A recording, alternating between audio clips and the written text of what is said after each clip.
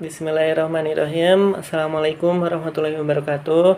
Perkenalkan, nama saya Muhammad Sulaiman Afandi dengan NIM 111910063. Untuk kesempatan kali ini, Fandi akan mempresentasikan mengenai term of trade. Apa sih yang dimaksud dengan term of trade? Term of trade sendiri atau bisa kita kenal sebagai dasar tukar merupakan perbandingan kuantitatif yang berupa jumlah atau nilai antara ekspor dan impor yang mencerminkan posisi perdagangan suatu negara untuk periode waktu tertentu. Nah, mengapa setiap negara membutuhkan tarif untuk melakukan ekspor atau impor?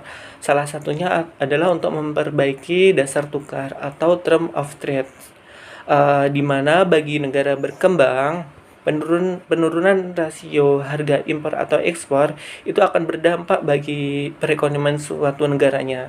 Begitu pula untuk negara-negara yang sudah maju. TOT sendiri merupakan salah satu indikator kesehatan suatu negara, kesehatan ekonomi suatu negara, di mana yang berkaitan mengenai dengan neraca pembayaran. Ada beberapa konsep yang menyatakan yang biasa digunakan untuk mengukur term of trade atau dasar tukar suatu negara. Nah, sebelum kita membahas konsep-konsep tersebut, kita harus mengetahui terlebih dahulu mengenai faktor-faktor apa saja yang mempengaruhi term of trade tersebut. Di antaranya adalah faktor nilai tukar, di mana nilai tukar tersebut dapat mengalami depresiasi atau mungkin apresiasi. Di mana nilai tukar itu dapat mengalami suatu mata uang suatu negara itu dapat mengalami depresiasi yang berimbas ke daya beli suatu masyarakat, di mana daya belinya akan melemah sehingga akan menyebabkan barang impor itu akan mahal. Dan sebaliknya, di mana jika mata uang mengalami apresiasi, maka daya belinya akan meningkat sehingga akan menyebabkan barang impor itu lebih murah. Dan yang kedua adalah kualitas dan kuantitas suatu produk. Tentu hal ini akan sangat mempengaruhi terhadap TOT atau mungkin dasar tukar suatu negara, di mana sebuah negara kecil atau berkembang pasti akan memiliki industri yang masih sangat minim atau masih sangat infan dalam suatu negara, yang mengakibatkan produk tersebut tidak dapat bersaing di internasional, sehingga biasanya sih akan berimbas negara tersebut akan mengekspor bahan mentah ke luar negeri, dan di luar itu barangnya akan diproses menjadi barang manufacturing dan menjadi barang jadi. Nah, kemudian next time-nya itu akan dibawa pulang lagi atau diimpor lagi oleh suatu negara tersebut. Nah, di mana nilai tukar atau nilai dasar dari bahan tersebut, dari bahan mentah menjadi bahan jadi, tentu itu ada batasnya atau mungkin gapnya yang mungkin nggak terlalu dikit, yang itu akan juga berimbas kepada nilai tukar suatu negara. Dan yang ketiga adalah tingkat inflasi.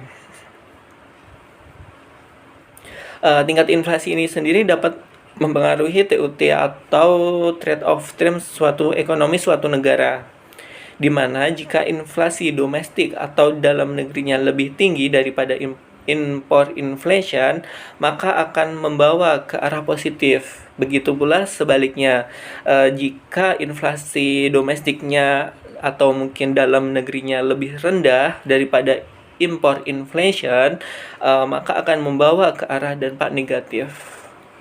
Dan berikutnya adalah dampak terhadap perekonomian suatu negara. Apa sih dampaknya? Dampaknya diantaranya adalah naiknya TOT atau term of trade akan menyebabkan negara tersebut mampu membeli lebih banyak barang luar yang berkaitan, di mana barang tersebut merupakan barang yang diperlukan oleh suatu negara, dan tentu barang itu bukan barang yang udah familiar, udah bisa diproduksi dalam negara tersebut. Nah, dan dimana jika TOT-nya naik, maka itu akan mempengaruhi daya beli atau impor suatu negara, di mana impornya itu akan berimbas akan lebih banyak. Dan yang kedua adalah jika dengan selisih yang didapatkan TOT-nya positif juga akan menekan impor inflation. Jadi kalau misal TOT itu sendiri memiliki hasil yang positif, maka itu akan berpengaruh terhadap impor inflasi. Dan yang ketiga adalah jika TOT tersebut merosot atau turun, itu akan secara otomatis akan menurunkan standar hidup perekonomian atau mungkin masyarakat yang ada di suatu negara tersebut. Next, yang berikutnya adalah konsep dasar dalam penghitungan TOT atau Term of Trade. Di sini ada beberapa konsep, yaitu ada 5 konsep, yaitu Net Barter Term of Trade, yang kedua adalah Gross Barter Term of Trade, yang ketiga adalah Income Term of Trade, yang keempat adalah Single Factorial Term of Trade, dan yang terakhir adalah Double Factorial Term of Trade. Yang pertama adalah Net Barter Term of Trade, yaitu merupakan konsep ini merupakan perbandingan antara indeks harga ekspor dan indeks harga impor untuk mendapatkan besaran term of trade, di mana ada konsepnya yaitu N sama dengan PX per PM dikali 100, di mana PX ini adalah price ekspor dan PM adalah price impor. Dan yang kedua adalah Gross Barter Term of Trade. Konsep ini menggunakan perbandingan indeks volume dengan kualitas ekspor atau impor untuk mengetahui besaran volume TOT dengan konsep G sama dengan HM per HX kali 100. Dan yang ketiga adalah Income Term of Trade. Konsep ini merupakan paduan antara rasio indeks harga dengan harga impor atau ekspor dengan indeks volume ekspor untuk mengetahui term of trade suatu negara dengan konsep I sama dengan N dikali HX sama dengan PX per PM dikali HX. Dan yang keempat yaitu single factorial term, di mana konsep single factorial dan double factorial ini sebenarnya satu konsep yang disebut FT. Konsep ini merupakan konsep yang membandingkan antara memasukkan indeks produktivitas barang dan indeks produktivitas barang impor maupun ekspor, di mana kalau untuk single factorial itu akan memperbandingkan indeks produktivitas barang dengan barang ekspor, sedangkan untuk double itu akan memperbandingkan rata-rata ekspor indeks harga rata-rata barang dengan produktivitas barang ekspor dan impor. Next, berikutnya yaitu di sini adalah salah contoh penghitungan TOT Term of Trade menggunakan metode Net Barter Term of Trade. Seperti yang kita ketahui, untuk persamaannya yaitu N sama dengan PX per PM dikali 100. PX sendiri merupakan price ekspor atau mungkin harga ekspor, dan PM merupakan price impor atau harga impor yang dikalikan 100 atau bisa kita kenal sebagai indeks tahun dasar. Nah, kenapa harus 100? Karena 100 ini mencerminkan kestabilan dan indeks harga itu tidak akan naik atau turun, sebagai perbandingan aja. Di mana jika N lebih besar dari 100, maka perdagangan luar negeri itu akan mengalami perkembangan yang berarti nilai dasarnya positif.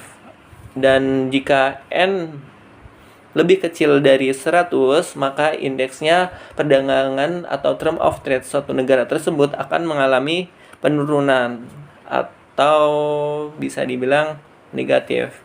Sebagai contohnya, di sini adalah indeks harga ekspor dan indeks harga impor negara A pada tahun 2020 adalah masing-masing 175,8 dan 177,6 dengan tahun dasar 2019. Di mana kita harus mencari N dengan rumus PX per PM dikali 100, di mana PX merupakan indeks harga impor dan ekspor. PX 175,8 dan PM 177,6 dikali 100, dan ditemulah N sama dengan 98,9. Maka dengan begitu dapat kita ambil kesimpulan harga atau nilai ekspor negara A mengalami penurunan sebesar minus 1,01%, sehingga negara tersebut bisa dikatakan mengalami negatif di term of trade-nya. Next, yang berikutnya adalah mengenai sebab dari kenaikan term of trade. Term of trade sendiri bisa mengalami kenaikan. Hal tersebut diakibatkan dari beberapa hal, diantaranya adalah harga ekspor yang naik atau impor yang tetap, dan yang kedua adalah harga ekspor yang tetap dan impornya turun, dan yang ketiga adalah proporsi kenaikan harga ekspor lebih besar daripada proporsi kenaikan harga impor, dan yang terakhir adalah proporsi turunannya harga ekspor lebih rendah daripada proporsi turunannya harga impor.